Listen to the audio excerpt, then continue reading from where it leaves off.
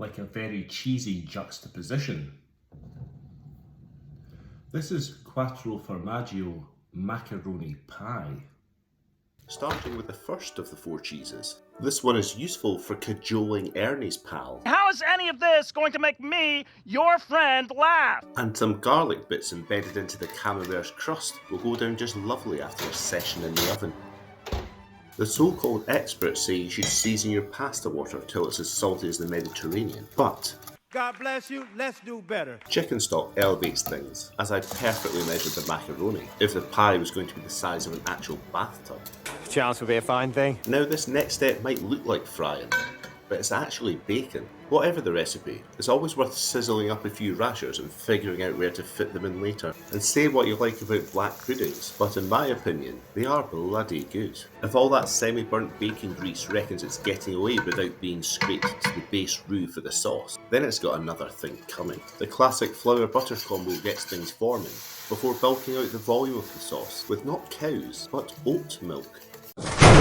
Cheese number 2 time. That's not cheddar. Actually it is, whisked into the sauce.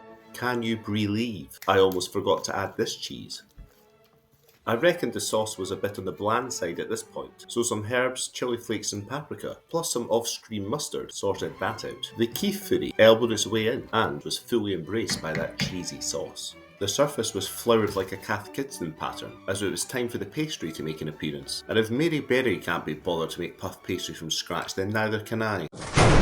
Now I usually prefer to put my own personal touch on my recipes, but I'll admit this part was a bit cookie cutter of me, and now we're ready to pie things up.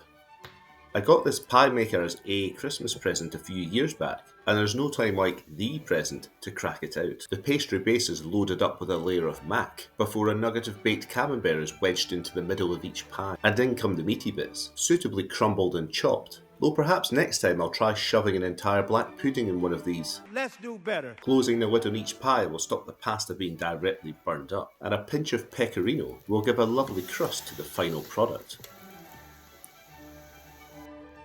I told you so. Wrap your eyeballs round that if you know what's good for you. Society seems to have some angry segments with all these protests lately, but this is the only cross-section I'm interested in. And there you have it. Stick that in your face.